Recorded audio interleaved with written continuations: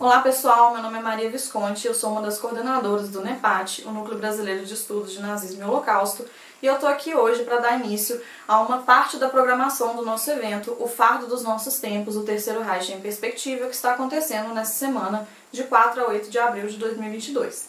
Esse evento é o nosso segundo evento internacional online. O segundo evento já está totalmente disponível no nosso YouTube, que foi feito ano passado, mas é o terceiro evento no geral dos eventos que o NEPAT já coordenou. E o objetivo desse evento é falar um pouco sobre esses traços do nazismo, do Holocausto, do Terceiro Reich na atualidade, principalmente pensando nessas dinâmicas e como que isso funciona no Brasil contemporâneo. Então hoje eu vim aqui para dar início à apresentação da entrevista do professor Christopher Browning, que eu vou apresentar já para vocês. Mas antes eu queria dar dois avisos. O primeiro é que essa entrevista foi gravada previamente, ela foi feita pelo Zoom, então a gente está só lançando ela hoje, então não vamos ter perguntas no final. E também a entrevista foi feita toda em inglês. Então esses são os dois avisos, e sem mais delongas eu vou apresentar aqui o professor Christopher Browning, que é um dos maiores pesquisadores sobre nazismo e holocausto e estudos de perpetradores da atualidade. O Browning é professor de História na Universidade da Carolina do Norte, em Chapel Hill. Já conduziu extensas pesquisas sobre temas como o comportamento de perpetradores, as políticas judaicas no regime nazista, a implementação da Solução Final, também trabalhou com testemunhos de sobreviventes e a história dos guetos e campos de trabalho forçado. Suas principais obras são Ordinary Men, essa é a mais famosa, Reserve Police Battalion 101 and the Final Solution in Poland, lançado em 1992, Nazi Policy Jewish Workers German Killers, lançado nos anos 2000, The Origins of the Final Solution, The Evolution of Nazi Jewish Polish, lançado em 2004, e Remembering Survival, Inside a Nazi Slave Labor Camp, lançado em 2010. Então é isso, gente. Espero que vocês gostem da entrevista e conto com a participação de vocês no restante do evento. Good evening, all. My name is Bárbara Deotti, and I coordinate the Brazilian Center for Nazism and Holocaust Studies, NEPAT. I am glad to welcome you all to this activity as part of the program of the academic event, The Burden of Our Times, the Third Reich in Perspective, taking place on the 4th to 8th of April 2022. This is the third academic event organized by NEPAT, and the goal of this event is to reflect on the roots and repercussions of the Third Reich, especially regarding connections to present-day Brazil.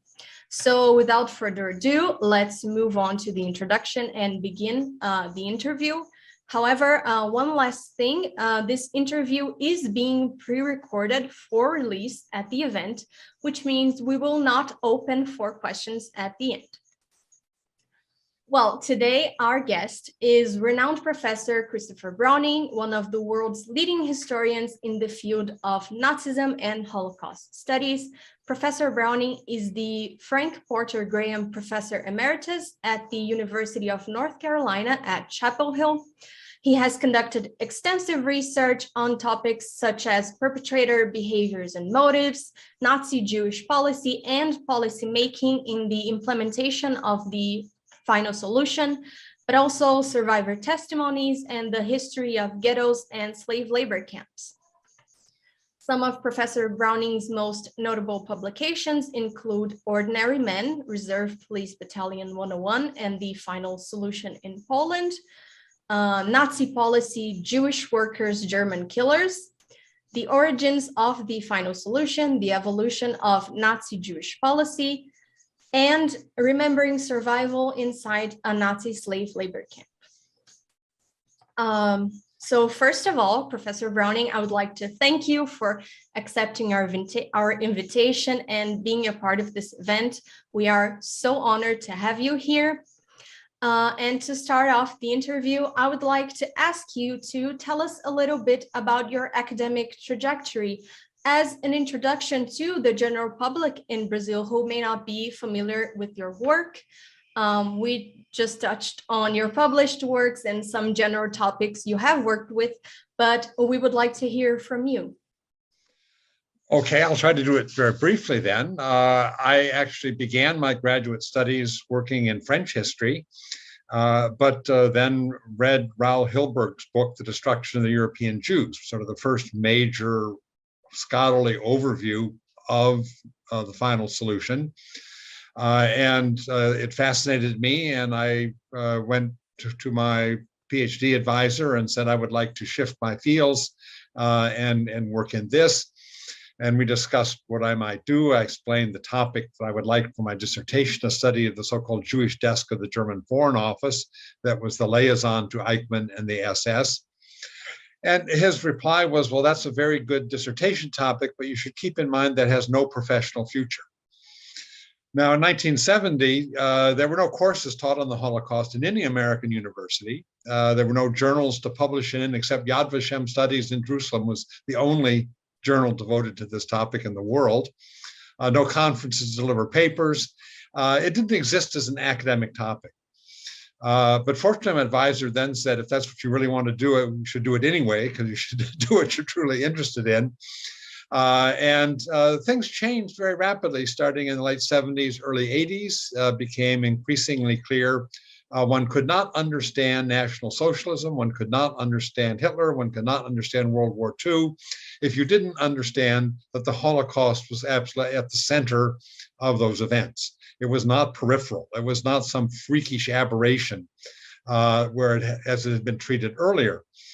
And so what had started out with a warning had no professional future, in fact, became a very important area of academic growth, a very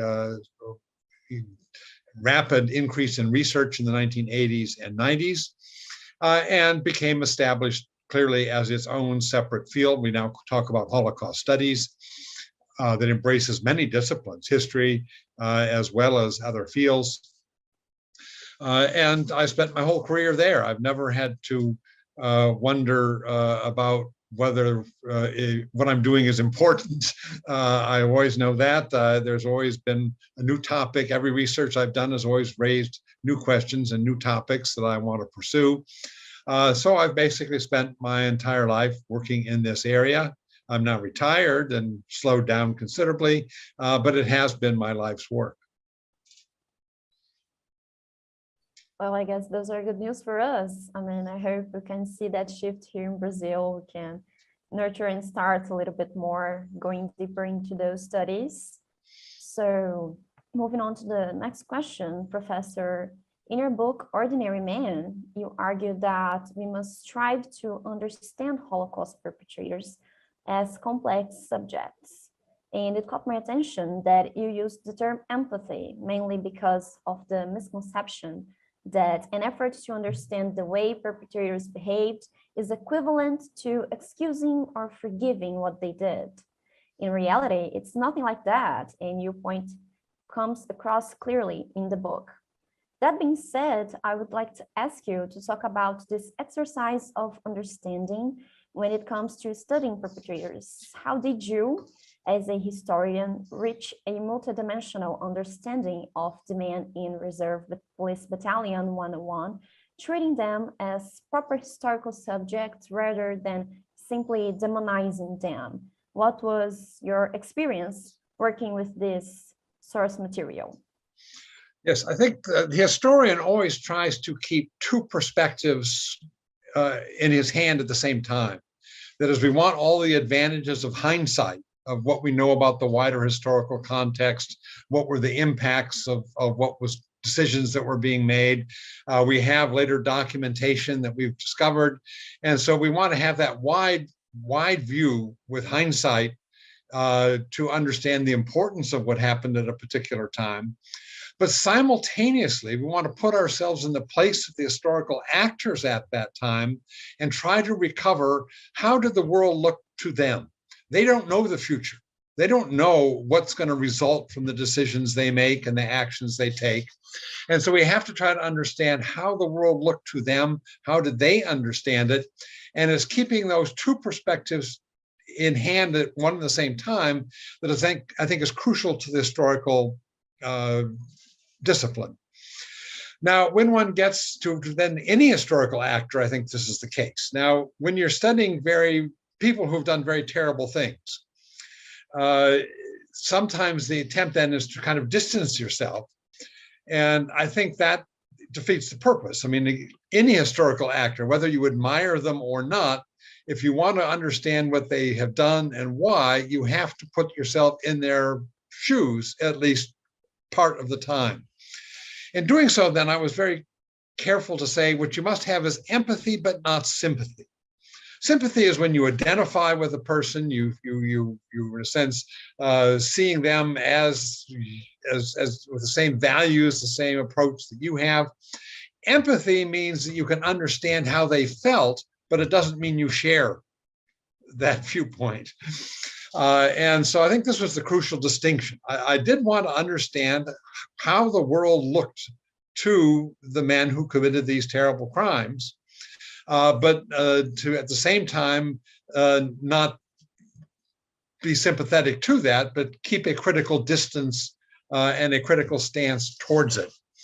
And so that's the balancing act that I attempted. Demonizing them, turning them into caricatures doesn't do anything in terms of coming to deeper understanding.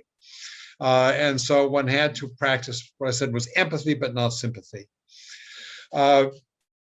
In terms of how would I say this?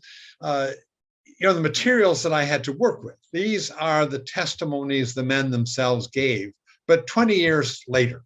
These were interviews done by the judicial investigators in the early 1960s, and they had committed these killings in the early 1940s. So on the one hand, you have all the problems of human memory, which any witness talking about what they've done 20 years earlier are subject to. We reinvent who we are. We reframe what we did in a way that is satisfying to how we want people to see us now, not how we actually saw ourselves then. And those are common to any kind of historical witnesses. But in this case, of course, you also had the judicial factor. These people were being investigated as potential criminals. So clearly they had to be very guarded about what they said. And in particular, in German law, there was a distinction between a man who was a perpetrator, a criminal, and a person who was a mere accessory. And in German, an accessory is someone who helps the commission of the crime, but did not share or identify with the criminal act. And so the rulings of most German courts was that most of the perpetrators were accessories. Hitler, Himmler, Heydrich, they are the people that willed the act, but historically not true, but nonetheless, judicially, this is how they ruled. Most Germans didn't identify with the act. They did it as a job, as a duty, but without doing it as willing the act as their own. And so you always had to read these testimonies, understanding these people were trying to tell their story while at the same time keeping up their credibility, but at the same time not incriminating themselves. So what ended up is, and I think sort of three kind of bands of testimony. Some of the men just lied very obviously.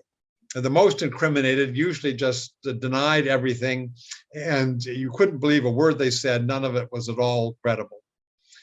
Some of the men told such graphic self-incriminating testimonies that there was absolutely no doubt they were telling the truth. No one is making up terrible stories about themselves and incriminating themselves falsely.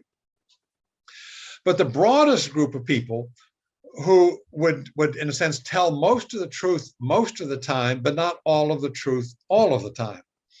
They would tell the truth about what the battalion did, even if they didn't tell all of the truth about what they individually had done. So this could be very valuable testimony in terms of understanding the dynamics of the behavior of the battalion, even if these people didn't confess to the actual personal crimes they themselves had committed as individuals. Now, for the historian, that's terribly valuable testimony. It may not be as useful for the judicial investigator who is trying people for individual crimes. I'm trying as an historian to get the picture of what the whole battalion did.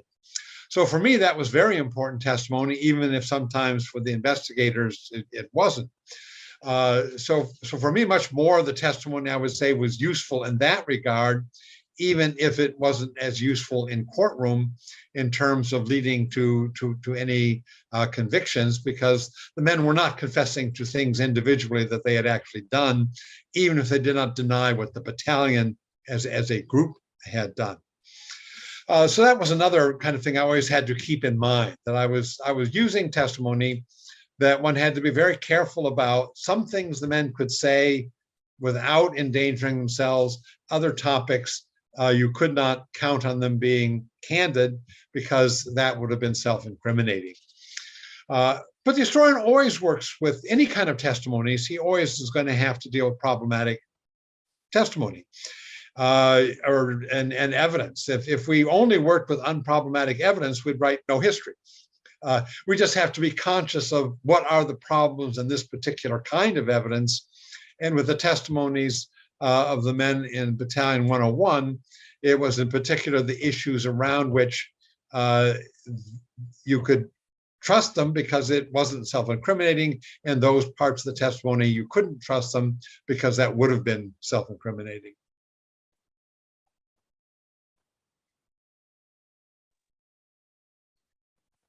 Leading to the other question, I think it's a follow-up question, is why? I mean, why did people take an active part in this genocide, and how do we explain, or we can explain, the actions of the perpetrators of the Holocaust, or rather, what factors into a solid historical explanation for these questions? What are your thoughts on this? Yeah, I think both in the case of Holocaust perpetrators, but also comparatively when we look at mass killers and other historical events, there are kind of two clusters of issues that we have to bring together. And one are what we might call the ideological and cultural issues, which revolve around how they perceived the situation that they were in, and what were their beliefs and assumptions about that. What were their views about East European Slavs? What were their views about Jews? What were their views about Germany at war, and what citizens owe to their country in war? What does it mean to put on a uniform? What does military obligation mean? These are different culturally from one society to another. And we know from many cases in World War II in particular, Italians didn't behave like Germans. They came to the war with somewhat different cultural assumptions and behaved differently, as did British soldiers or Russian soldiers for that matter. The second cluster of factors usually are what we call situational, institutional, or organizational factors. And this is particularly important for understanding how people acted in groups. That Holocaust perpetrators were not individual criminals. They were not doing things on their own. They were doing things as part of organizations in conjunction with others. And most of what they did as part of a group, and did things they never would have done as an individual on the streets of Hamburg before they got sent to Poland, but would do in Poland as part of an occupation unit. And we could say the same thing about Americans in Vietnam. American soldiers in Vietnam did things in Vietnam they never would have done on the streets of San Diego as an individual. So the institutional, organizational, situational framework within which they operate is key. And those two, in fact, are connected. That is, before the ideological and cultural assumptions can fully operate in connection with the situation, in the sense the individuals have to read a situation.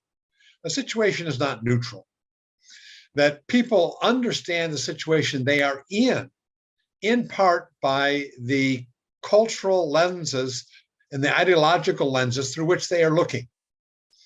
And so it is this combination of cultural, ideological assumptions on the one hand, and situational, institutional factors on the other, that I think we need to bring together to explain why a working class, middle-aged German taken off the streets of Hamburg and given very little training could be sent to Poland, and when told to shoot Polish Jews, would do so, would find it terribly traumatic and unpleasant at first, but nonetheless do it, and then get increasingly used to what he was doing, increasingly numb, increasingly indifferent, to the point that they became fairly routine killers. So it's bringing those two clusters of factors together, the ideological, cultural factors, and the situational and institutional factors, that I think we need to do to explain the individual behaviors of people in the killing units. Now, here we're in both cases talking in terms of 101, we're talking about the grassroots killers, the people who are doing the face-to-face killing. But there are, of course, many other categories of Holocaust perpetrators that are beyond that. And I would say we have at least four basic groups of perpetrators, or categories of perpetrators. We have the ideologues, the true believers, the people like Hitler and Himmler and Eichmann and others that are ideologically committed to the cause of getting rid of the Jews, of seeing the Jews as the source of all evil in the world. And Germany will not be safe until the Jews are destroyed. And this is, for them, a redemptive battle, an existential struggle that they truly believe in.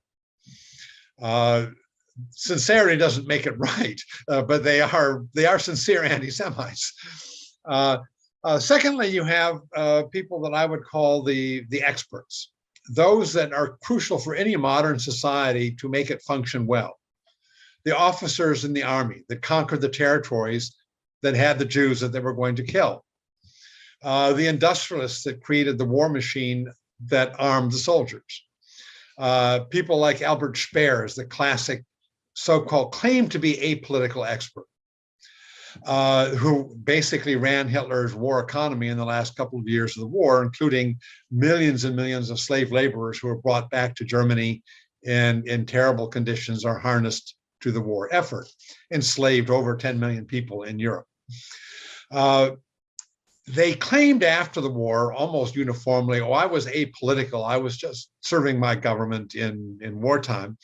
In reality, once we get into what they actually did and the decisions they make, of course, they not only brought expertise to the Third Reich, but they were also very sympathetic with goals of the regime. An expert does not have to be apolitical. They were often both Nazis and experts at one and the same time. And Albert Speer's claims later to not really have been involved in the Nazis is just like many of the generals claimed, I was just a soldier doing my soldierly duty, turned out to be a very false claim. Another group are what I would call the mid-level bureaucrats. This is the classic desk murders, the people that send the telegrams, draw up the laws, file the reports, never see a Jew, never strike a Jew, never shoot a Jew, but nonetheless keep the paperwork machinery that makes a modern society function going. Modern states don't operate without this layer of bureaucrats that help it operate. And as Raoul Hilberg was the first one to emphasize, is the Holocaust final solution was an administrative bureaucratic process. That's why it could be so thorough. Why it wasn't just a riot. You send people out on a pogrom, on a riot, and it burns itself out in 2 days. If you want to kill 6 million people year after year, you need a bureaucratic administrative organization that turns all of this into a process. And so the middle echelon bureaucrats, such as the people I studied in the Foreign Office, the Jewish desk of the Foreign Office, were very crucial. And they too, after the war, would often claim, I was just doing my prescribed job. But in reality, they were problem solvers. They had the laws that they drew up, or the programs they initiated, were in response to problems, to overcome obstacles, to make sure that the killing could continue. So the fact that they didn't actually shoot anybody personally doesn't mean they didn't commit murder. They, in fact, solved all of the problems that enabled others to do the shooting and continue to do the shooting. So they were desk murderers. That's not an inadequate term. And that they brought considerable initiative and pride to their job.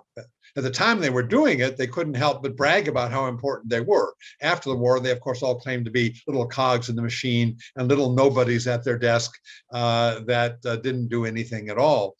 But while it was happening, of course, they were quite willing to boast about how important they were in the process. So the ideologues, the experts, the desk murderers, and the grassroots killers were sort of the four basic categories, I think, that we have to work with when we're talking about Holocaust perpetrators.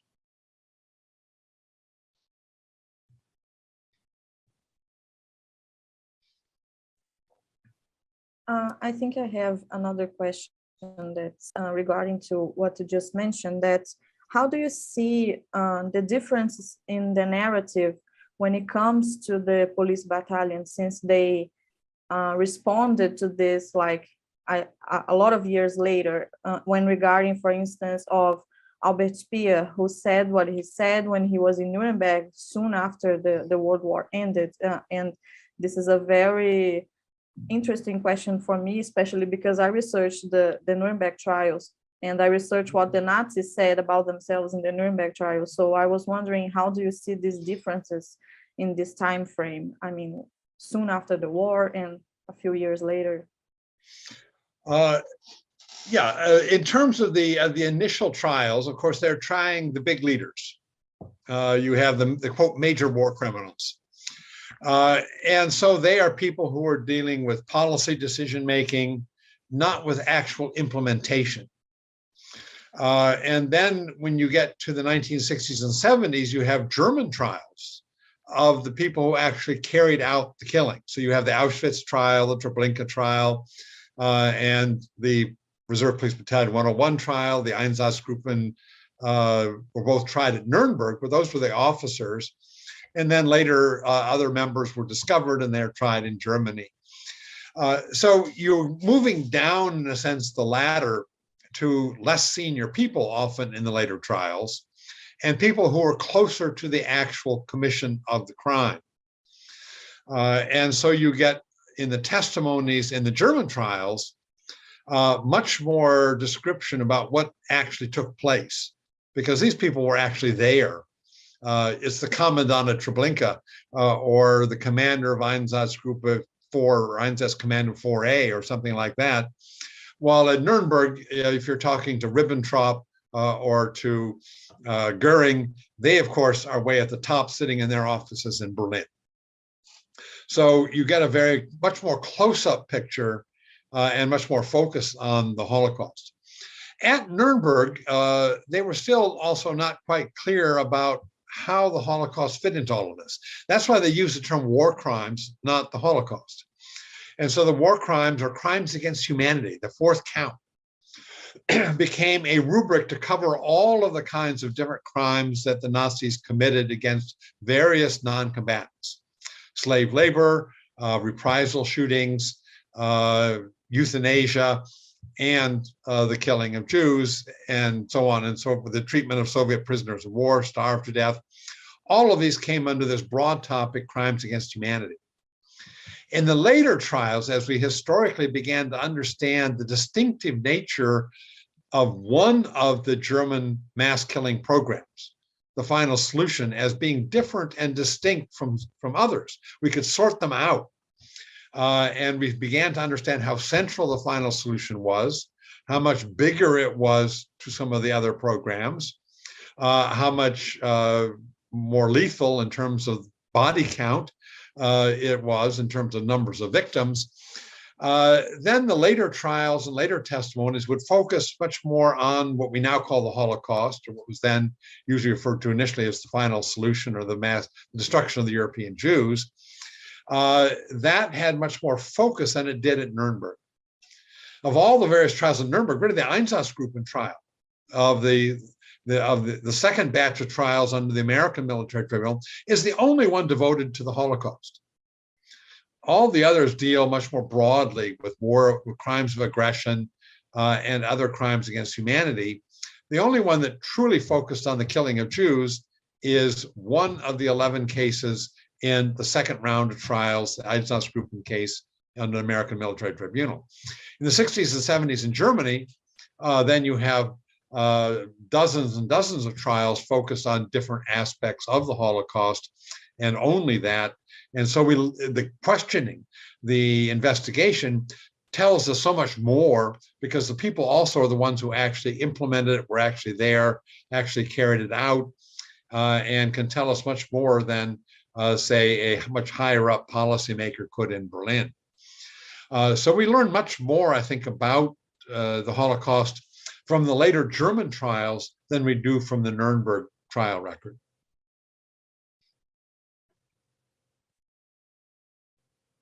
The concerns are very different, I believe. Maria is the expert here in Nuremberg, but that's a little bit what I get, because I study Alfred Rosenberg, so he was there, right? And but I think your analysis is brilliant. It's exactly that.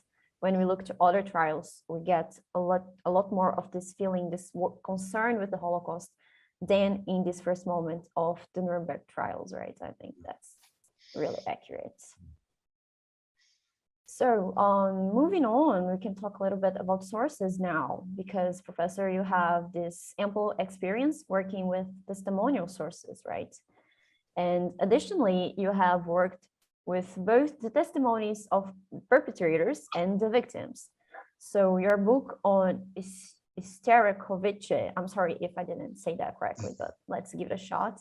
Yeah, it's Polish is very difficult. Yeah, so I mean, we're trying German, but Polish is a little bit further. So, but well, so the book is based primarily on the oral testimonies of Holocaust survivors, right? And in what aspects was the work with the sources distinct, and in what aspects was it similar aside from the obvious? For example, in terms of methodology, working with oral sources, the areas of memory, and other aspects you would like to highlight? Yeah, I mean, there's two distinct things about the perpetrator testimony one always must keep in mind. First, it's almost never voluntary. It's because they're in a judicial setting where they have to testify. And as I earlier said, there are certain aspects of their testimony one can't trust, because they're always denying that they acted out of race hatred, or one of the things that would turn them from an accessory into an actual perpetrator and get them a much higher sentence. In terms of survivor testimony, it changes in a sense over time in terms of how willing people were to talk. In the very first years after the war, from 45 to 48, we had a small amount of survivor testimony, some of it very vivid and very detailed, some of it very perfunctory. They simply said, I was in this camp, this camp, this camp, and they're giving a kind of an itinerary, but no detail at all. And then they go silent. And survivors were talking to one another, but they weren't talking to people on the outside, because people on the outside weren't interested in hearing anymore. And so it was difficult, for instance, for people to get memoirs published, or and then they just understood society expected them to move on and start a new life. They didn't want to keep hearing these stories. So survivors together would talk nonstop about their memories, but they wouldn't share that with the wider world. Then in the 1960s, you get the German trials, and you get survivors invited to come and testify. And German investigators would go all around the world, to Israel, Australia, the US, Canada, meet with survivors and interview them. So we had this second batch of testimony that came in the 60s, but this was testimony that was focused on the perpetrators themselves. The survivors weren't asked to talk about their whole experience, their life story, their subjective feelings. They were asked, do you remember who the policemen were in this town? Do you remember what any of them did? In particular, was anything in terms of gratuitous cruelty that would be able for us in court to prove that they were not just accessories, but actually willed what they did. They chose to be more terrible than they had to be. And so they were asking survivors about German individuals, not about the totality of the survivor experience, or much less the victim experience. And then there was silence again. And then starting in the 1980s, there were projects finally to begin to videotape survivor testimony. And this started in the US in a couple of cities. And there were these small clusters of these collections being built, like the Fortunoff Archive in Yale became the main repository for this. And then when they were designing the Holocaust Museum, even before it opened in 1993, they had an oral branch of the planned archive, which began to take testimonies. So when it opened, there would be a collection of survivor testimonies on videotape there. But the big breakthrough came with Schindler's List, the movie. And after which Steven Spielberg donated a big lot of money to create a large interview project, which became the visual archive of the Holocaust, the Shoah Foundation, which in the late 1990s took over 50,000 interviews. So the number of survivor testimonies just exploded exponentially. And others then also did this too, but that was the huge gain. When I first came to the topic of the Strachowitz labor camps, I came to that topic in the late 80s. Fortunately, I didn't begin researching it then because I was writing Ordinary Men and Origins of the Final Solution. When I got back to it in the late 90s, the number of testimonies I could find of people from the camp had more than doubled in 10 years. A whole new base of the Visual History Archive testimonies then gave me, practically double the number that I had available if I had worked on this only earlier. And so what characterized them then is one that these were late testimonies. Now we're talking about people who were giving testimonies when if they were teenagers in the camp, they were now in their 70s. And of course, the Germans that I interviewed, that I didn't interview, but the courts interviewed in the 60s, this was 20 years after the event. Now we're talking about 50 years after the event. So much more distance has taken place. Memories have frayed a bit, but they're now interested in talking. Now, after years of basically silence, they want to talk. That's very different than a perpetrator who doesn't want to talk. They want to talk. And so obviously that's a key difference, is that they're volunteering, they're eager now, and they're being filmed, and they don't have to be subpoenaed and brought into a court interrogation. In terms of continuity, what I was surprised about is in fact, between the early testimonies and the 1960s testimonies and this huge band of testimonies in the 1990s, how much continuity there was. I thought that things would change a great deal. The testimonies would become distorted and would be less and less reliable. Well, they're less reliable in terms of detail. Obviously, details fade, but the basic story is quite consistent, and that what comes out in the 90s generally confirms what the earlier ones had said, and in some cases now are willing to talk about sensitive topics that they weren't earlier. There are lots of things in the late testimonies that had been kind of taboo that now people can talk about and feel freer to talk about, and so in that case, late testimonies can be more revealing on some topics than earlier. So I would say also one other thing. In the early testimonies, these people who were getting out of Europe and coming to the US or coming to Israel were simply referred to as DPs, displaced persons. They're refugees.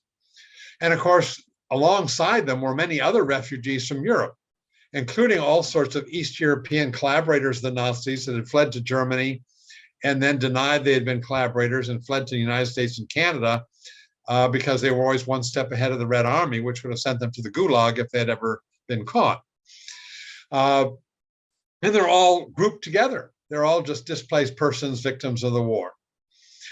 By the 1980s and 1990s, being a Holocaust survivor was now something different. Now that we had a sense of Holocaust consciousness, being a Holocaust survivor was somebody who had a very different and special experience, somebody who could tell us things that no one else could. They're not lumped together with the other refugees, and they also feel more empowered. This new status gives them a sense of confidence. It also gives them confidence they can be much more critical, particularly critical of, say, what the Poles had done or the Ukrainians had done in terms of being collaborators with the Germans. And so you get they now have a sense of moral authority that they can make pronouncements and make judgments that they would have been very cautious about making earlier, when they didn't have the standing of being on this pedestal as being a Holocaust survivor. So in all those ways, the Holocaust, the survivor testimony changed a little bit, not in its facts, but in the way in which it was presented and the kinds of topics they could broach. Professor, I'm sorry. No, I just wanted to make a little quick comment. It's very interesting to see how these processes happen and interweave. So, for example, in Nuremberg, there is very little attention given to the Holocaust, possibly because people didn't even understand what it was yet. And then as trials start to focus on the Holocaust, and as you said, also in the 70s, this field of studies starts to grow and solidify. And then we have the boom of testimony. So it's very interesting to think how these things relate and how they change throughout time. Yeah, I mean, it's a field that continues to change. Yeah, Professor, I'm sorry to go out of script here. I have one question that came to my mind when you were talking about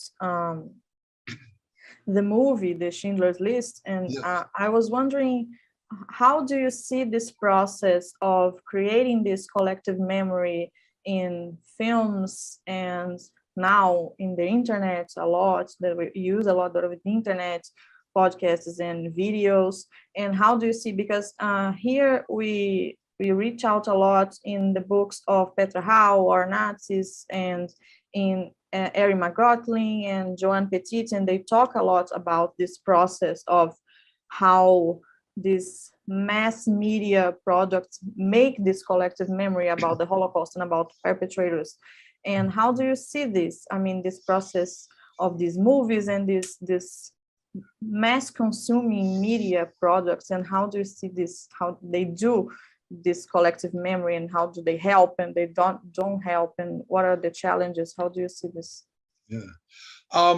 Well, one thing is part of a wider phenomenon that I would call the aftermath studies of Holocaust studies. There's one area that has grown, is that we look into what are the impacts and repercussions of the Holocaust since 1945, particularly in culture. And so the rise of movies about the Holocaust, novels about the Holocaust, museums and memorials about the Holocaust, and the political appropriation of aspects of the Holocaust for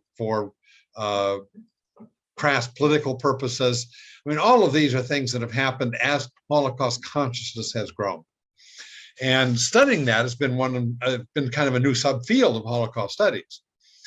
But it also, in terms of, particularly for me, dealing with Holocaust survivor testimonies, is that it brings about the problem of people having what I call incorporated memories. That as they begin to lose the ability to separate what they experience themselves from these iconic images that are flooded in the movies and internet and on TV and everywhere else, that are, become so common in our awareness that people just assume that it was part of their experience too, and they can't separate out what actually happened to them and what took place generally, but may not have been part of their own experience. And the most classic example of this is the testimony of survivors about coming to Auschwitz. in almost every Holocaust memoir, of course, you have the story that they come to Auschwitz, they get off the train, and there is Dr. Mengele, and he's carrying out the selection, and the women and children are sent to the right, and the young working Jews are sent to the left. And most people go to the gas chamber, and a few of them go into the labor camp. And that's what a minority of the people from Strachowitz, when they got to Auschwitz, that's what they now say. And they believe it. They think this was their experience. In reality, it was a transfer from one labor camp into another, and they didn't have a selection on the ramp. That they were taken into the labor camp without selection. There was no SS doctor, much less Mengele there pointing right, left. But they had other selections later in camp. So they both telescoped the selections they did experience later with the iconic image of Mengele on the ramp and put it together as their own experience, so that never actually happened to them. And that's what human memory does. I mean, we do get, the human memory is not perfect, and then we get these difficulties. But as an historian, I then have to sort out and analyze, why is that a false memory? And on the one hand, I think it's a false memory because the majority of people tell a very atypical story. They said we came into Auschwitz, and the great surprise is there was no selection, that we went into the barracks when quarantined next to the gypsy camp, and then they came and took us out to various labor camps. Nobody could have made up that story if it didn't happen, because they couldn't have gotten it from anywhere else. But yet that's what most of them will say. And secondly, you have the children. And this is the greatest miracle of my life, is I'm alive because we had no selection. If there'd been a selection, I'd have been sent to the gas chamber. And so as a historian, I can judge that some of those testimonies, the ones that have incorporated the memory of a Mengele selection, are false. But it does, of course, to the survivors whose accounts I don't believe, that's not very comfortable. I'm telling them their memories are wrong. So it puts me in a position. I wasn't there, and yet I'm telling them, you don't know what you're talking about. I'm making judgments about the frailty of your memory. But if you're going to work in the field, you've got to do that. I have to make the best judgments I can make about conflicting testimony, and I'm going to agree with some versions, and I'm going to disagree with others. So it's the price and sense of doing business. It's inescapable, even if it means that a few of the survivors won't be pleased with me.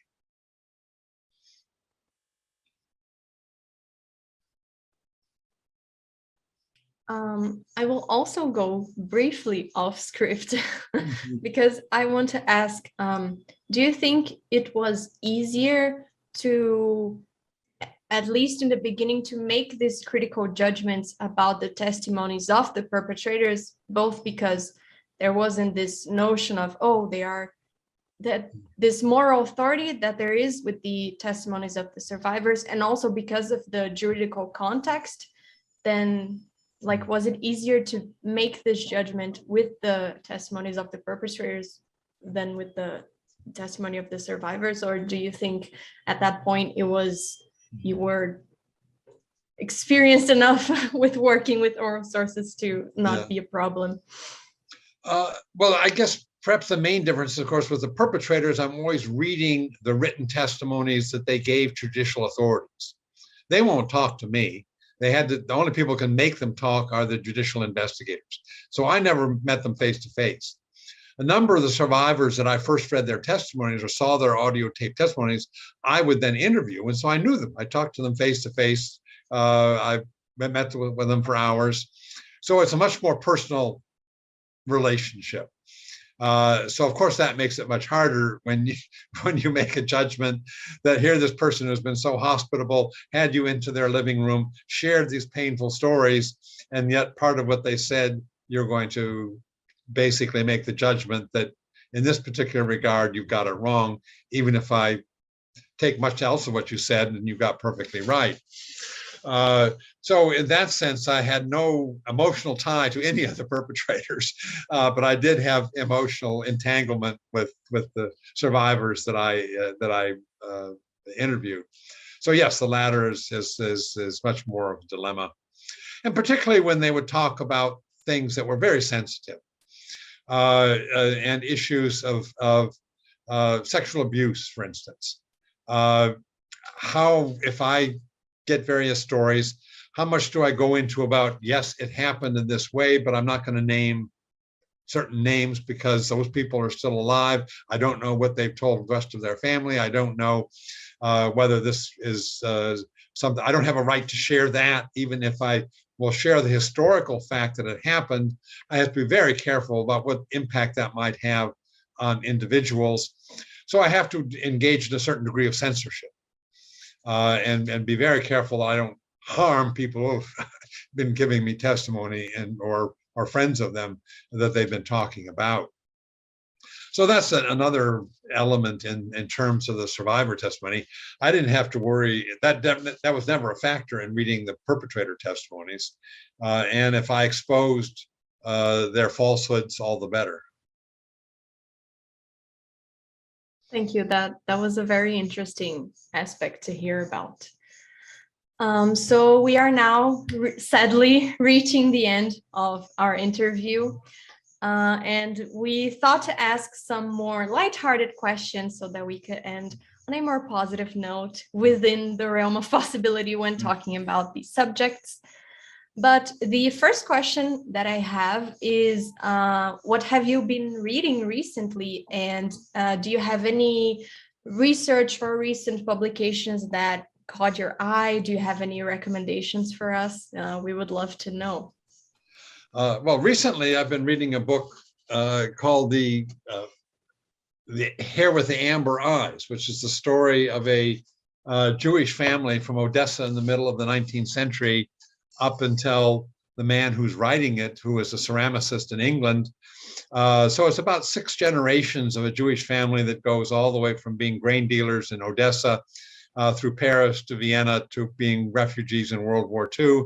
And a main character ends up in Japan. And the story revolves around a particular art collection that the second generation, as wealthy banking Jews in Paris, collected a set of Japanese sculptures, and how this passes from one generation to the next, including escaping Nazi confiscation during World War II because the maid hid them and gives them to one of the survivors after the war. So it was a fascinating story of a man who was not a professional historian, but an amateur historian doing his own family history, revolving around the passage of this art collection from one generation in the family to another. That just shows what an extraordinary change that these generations in this family undergo from Odessa through Paris and Vienna, through the war, and then into the post-war decades. So I thought it was a fascinating book and enjoyed it very much. I have that one. We're going to make an indication next month in our social networks. It's going to be Professor Christopher Browning read it, guys, so you have to read it too. I'm going to start today. After this note, I have to read it now. Indeed, yes, I recommend it highly.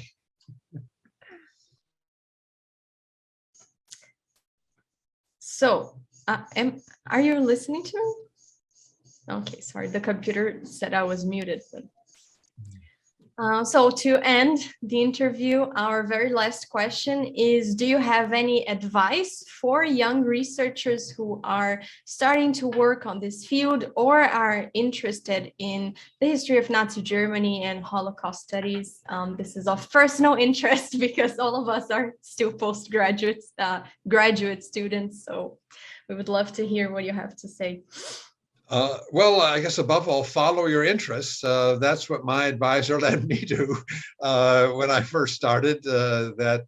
Basically he encouraged me to do this topic, even at the time it was not considered even a legitimate academic topic. And so, above all, follow your passion. Pursue what you're interested in, because ultimately that's very crucial to the quality of the work. It takes a passionate interest because it is hard work. It takes a lot of time, and if you're not devoted to it, then it doesn't come out. In terms of areas, I don't predict where the field is going because it's changed course in so many ways. But it does seem to me, at least at the moment, the areas of growth, one is what I call aftermath studies. How has the Holocaust impacted basically life since 1945? Another is the shift to focus on Eastern Europe, to get away from when I first started, this is a story of Germans and Jews. And now we understand it's a story that involved all of Europe and populations in every country in Europe. And most of the Jewish victims lived in Eastern Europe. And so it's a story of Ukrainians and Russians and Poles and Jews and Germans in some town in the Ukraine. It's a story of Lithuanians and Russians and Germans and Jews in Lithuania, or it's a story of Hungarians and Romanians and Jews and Germans in Transylvania between Hungary and Romania, that it is much more than a story of just Germans and Jews. And what happened locally in each case depends upon what is usually a 4 or 5 cornered ethnic relationship. And these ethnic relationships changed dramatically, and in most cases deteriorated dramatically with the collapse of the multinational empires at the end of World War I. And by the time the Germans arrived in 1941, they just kind of lit a match and threw it on a bonfire and it exploded. The collection of combustible material was piling up between 1919 and 1941. And the Germans, in many cases, could light that fire, cause that explosion very easily by the time they're the last actor on the scene, but that it is what happened before that. It explains why this could take on such ferocity. And I think another area that people are getting increasingly interested in is what we call the bystanders, the people that were neither the victims or the direct perpetrators, but they were parasites and profiteers on what happened to the Jews, particularly in terms of getting Jewish property, or they were indifferent and simply went about their lives in various ways while neighbors disappeared.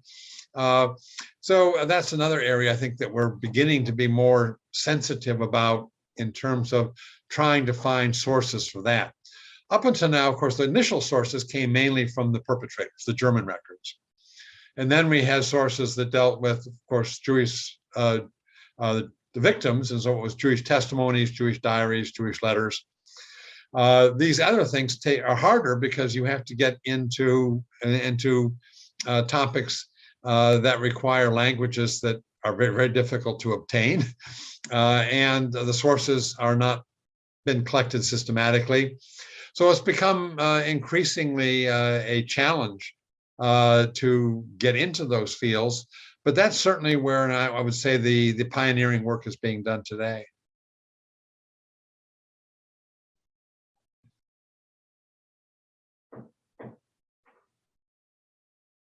Well, that was our last question. To end, I would like to thank you again, Professor Browning, for accepting our invitation, for your answers, for giving us a little bit of your time. We are very happy with this interview, and we are sure it is going to be such an amazing part of the event that we are so proud of organizing. So we are truly very happy and grateful. Well, thank you for all the work you're doing, and best wishes and good luck on how the whole event goes in April.